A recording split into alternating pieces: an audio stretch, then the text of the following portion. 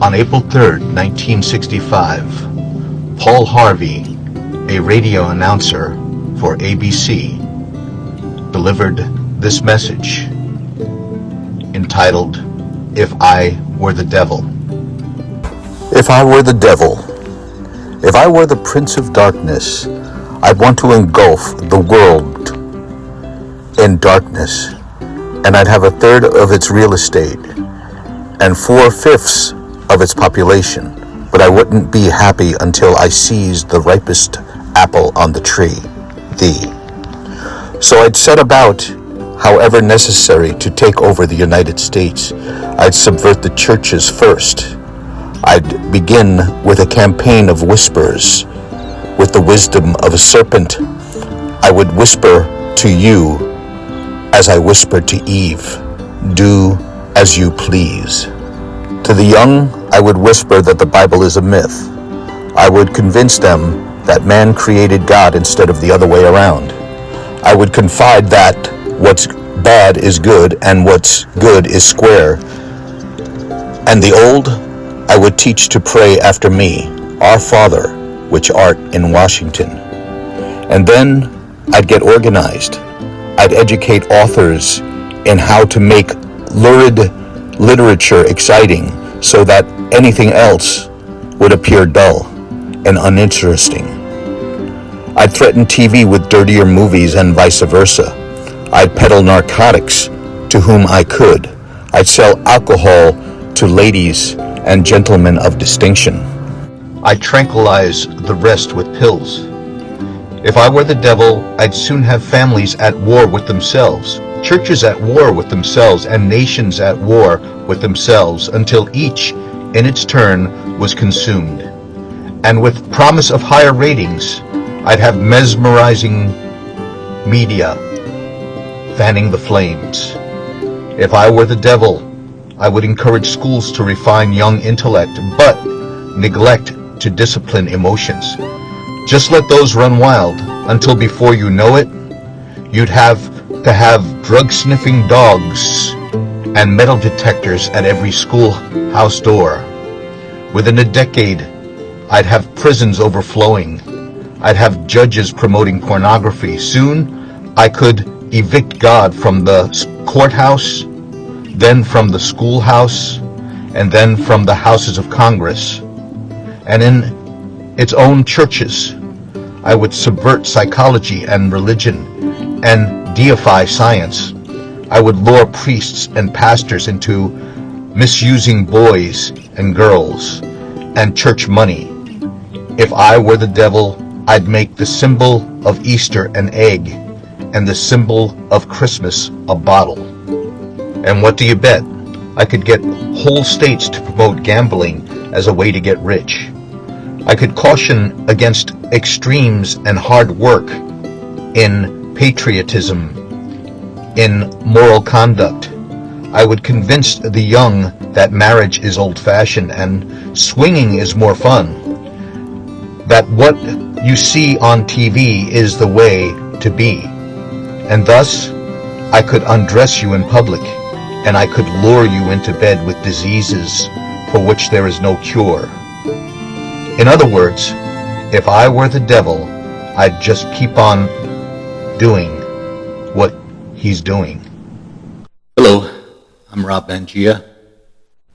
If we look back on the early 1960s, when this occurred, we can see the wheels of this agenda just beginning to unfold, slowly and subtly making a transition from God-fearing characters on popular TV shows to the more provocative characters.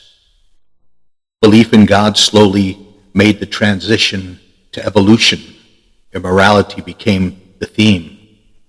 The definition of pernicious is a disease that comes on so subtly that it is not noticeable. But then progressively it gets worse and worse until it consumes the individual. So now it is turned from seemingly innocent sexual escapades to the final term of the disease.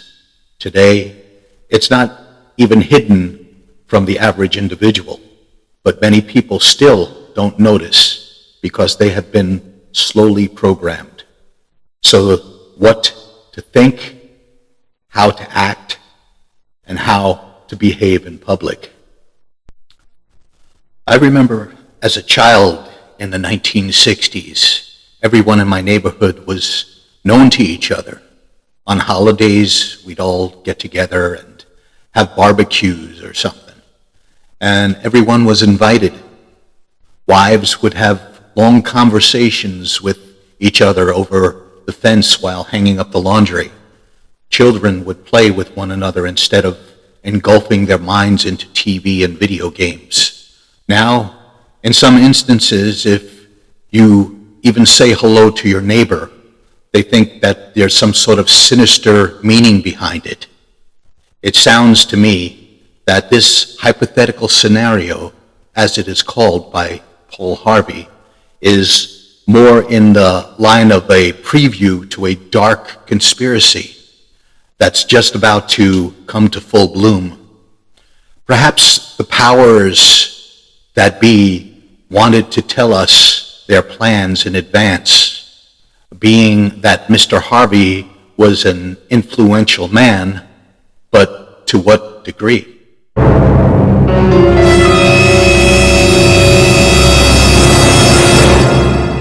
It seems that mankind is smarter today than years ago. Don't we have the internet, AI, technology beyond our wildest imagination?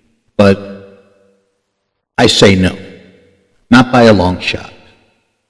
We don't even have the ability to wipe our own noses.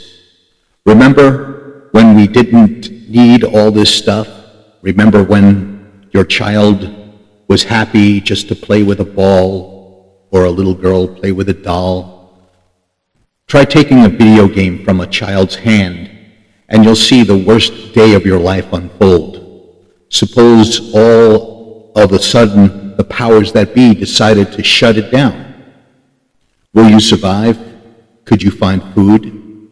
Your great-grandparents could have. Could you make do with what you have on hand? Your great-grandparents could have. Suppose there's no TV. Could you babysit your own kids? Suppose there's no gas. Could you walk from point A to point B? We have been lulled to sleep.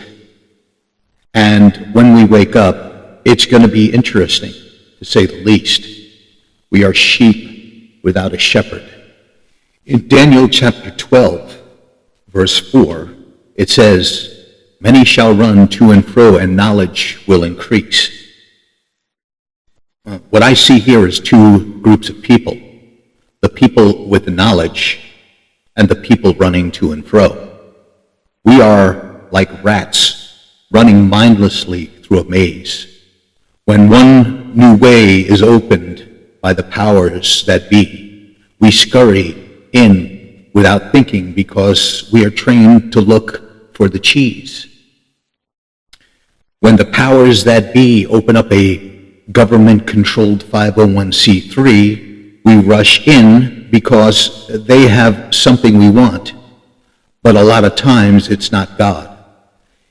It's comfortable doctrine or activities like Zumba or Christian yoga, which are part of Eastern mysticism.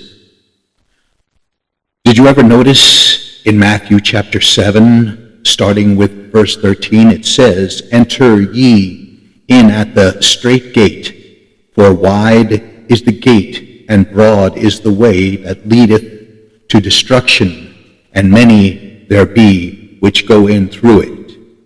14 says, "Because strait is the gate, and narrow is the way which leadeth unto life, and few there be that find it."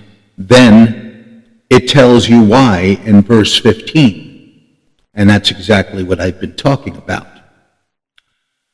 Beware of false prophets, which come to you in sheep's clothing, but inwardly they are ravenous wolves. Ye shall know them by their fruits.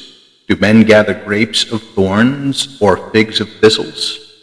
Even so, every good tree bringeth forth good fruit, but a corrupt tree bringeth forth evil fruit. A good tree cannot bring forth evil fruit, neither can a corrupt tree bring forth good fruit. Every tree that bringeth not forth good fruit is hewn down and cast into the fire. Wherefore, by their fruits ye shall know them. Not every one that saith unto me, Lord, Lord, shall enter into the kingdom of heaven, but the one doeth the will of the Father which is in heaven. The Greek word for straight is stenos, which means obstacles that are close by. The Greek word for narrow is phlebo, which literally means narrow. So what I believe Jesus was saying is these false prophets would be the main obstacle to the narrow way, which is Jesus himself. Satan is very organized. He has lots of pseudo-Christian leaders at his beck and call.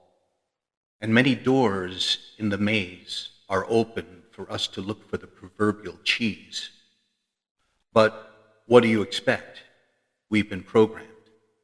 We are now spiritually, emotionally, physically, and psychologically dependent on the powers that be. It's time to go to the narrow path. Forget the cheese. Forget the maze.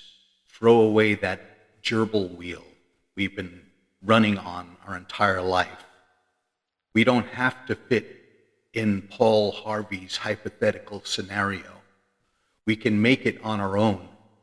If we can't find a real church, after all, we can have Jesus without the carnal trimmings. Thank you very much, and we'll see you next time.